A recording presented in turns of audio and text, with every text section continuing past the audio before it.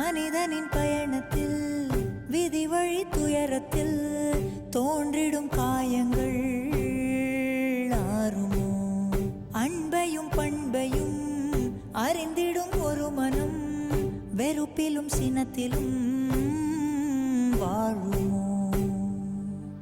வெளிச்சத்தை தரும் என்ற ஏற்றிய தீபம் ஊர் முழுவதையும் எரித்து விட்டு தீயாயானதேனோ?